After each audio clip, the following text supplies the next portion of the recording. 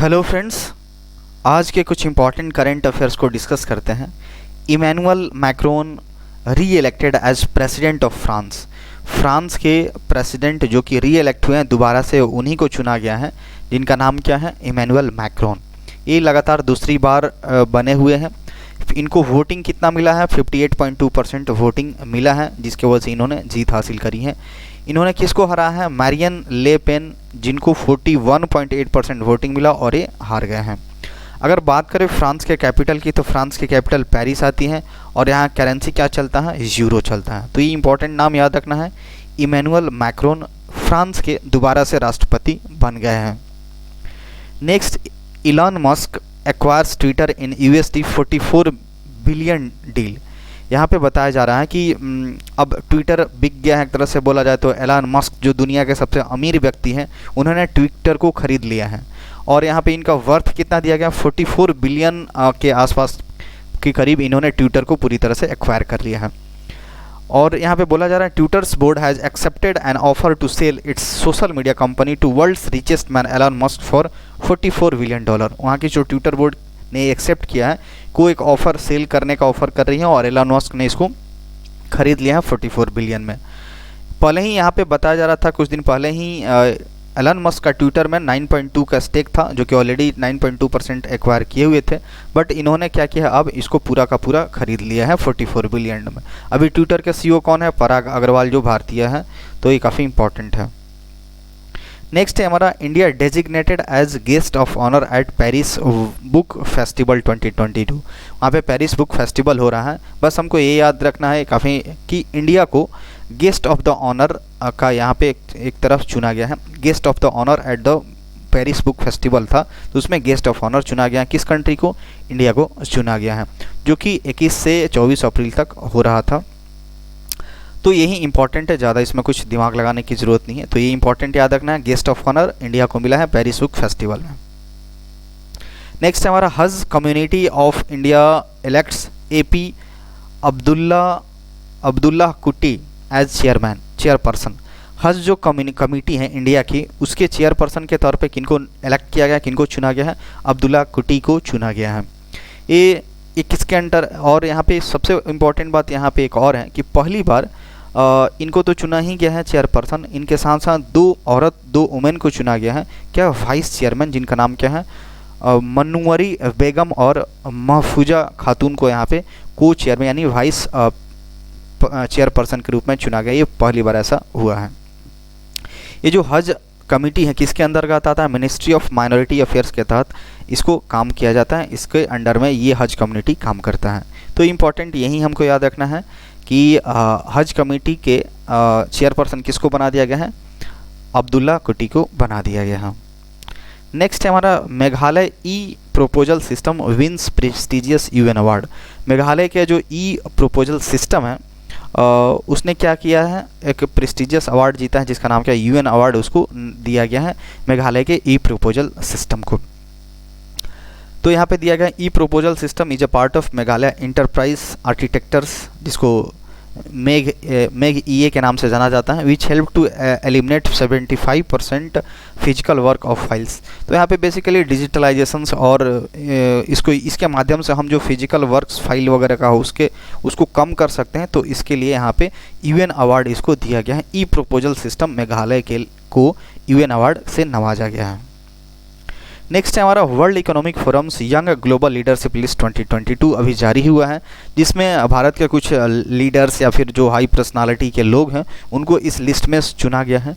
राघव चड्ढा काफ़ी famous leader है। आप जो आम आदमी पार्टी, जो केजरीवाल की पार्टी है, उनके ये सांसद हैं वहाँ पे दिल्ली जोन के एरिया में, यहाँ पे सांसद हैं। तो राघव चड्ढा काफ़ी यंग लीडर हैं और काफ़ी अच्छे लीडर हैं यहाँ पे। और यूक्रेन के वाइस प्रेसिडेंट हो गए, PM हो गया, minister of digital transformation Radhika Gupta, ये सारी इन लोगों को क्या मिला है?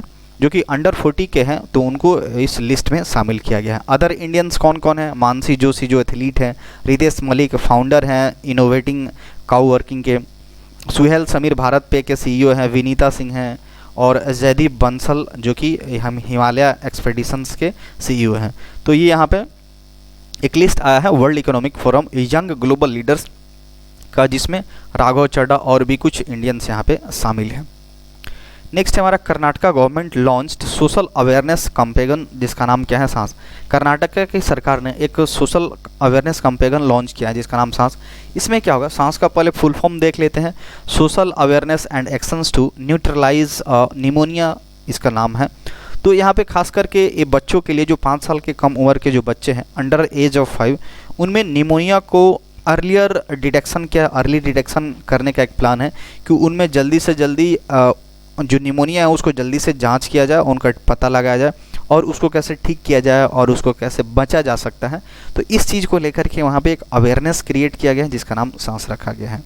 तो एक निमोनिया क्या होता है, एक लंग्स फेफड़े की बीमारी होती है, इन्फेक्शन होता है जो वायरल या बैक्टीरियल या फिर फंगल इन्फेक्शन के जरिए होता है और इससे बहुत सारे बच्चों की जान चली जाती है 5 साल के अंदर में। तो यही एक कैंपेन है जो 5 साल के अंदर है उनको जल्दी से जल्दी पता लगाने के लिए कि उनको निमोनिया है और है भी तो कैसे जल्दी ट्रीटमेंट किया जा सकता है।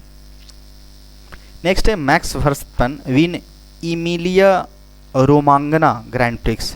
इमिलिया रोमांगना ग्रैंड प्रिक्स जो मैक्स वर्स्टपन है उन्हें जीत लिया है 2022 का, जो कि इटली में हुआ था। ये उनका सेकंड विन है this season after Saudi Arabia grand prix भी इन्होंने यहीं जीता था और ये इस सीजन का इनका दूसरा जीत है जो कि इमिलिया रोमांगा ग्रैंड प्रिक्स इन्होंने जीत लिया है। अगर बहरीन ग्रैंड प्रिक्स की बात करें 2022 का, तो चार्ल्स लेक्रेक जो जीते हैं, जो फेरारी के ड्राइवर है, और ऑस्ट्रेलियन ग्रैंड प्रिक्स भी यहीं जीते हुए हैं। नेक्स्ट है हमारा इंडियन जीएम जो ग्रैंड मास्टर है Gukesh wins Menorca Open chess tourney. तो यहाँ पे जो मोनेरका ओपन चेस है इसको किसने जीत लिया है, इंडिया के हमारे जो ग्रैंड मास्टर रह चुके जो गुकेश हैं उन्होंने ही ये जीत लिया है।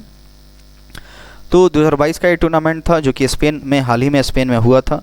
इसने गुकेश ने किसको हराया, इंडिया के बी अभिवान को हराया था जो कि 10th पोजीशन पे थे। तो यहाँ पे इनका कुछ डेटा दे रखा है, तो ये इम्पॉर्टेंट है। बस ग्रैंड मास्टर जो गुकेश है अभी मेनोरका ओपन चेस टर्नी इन्होंने जीत लिया है।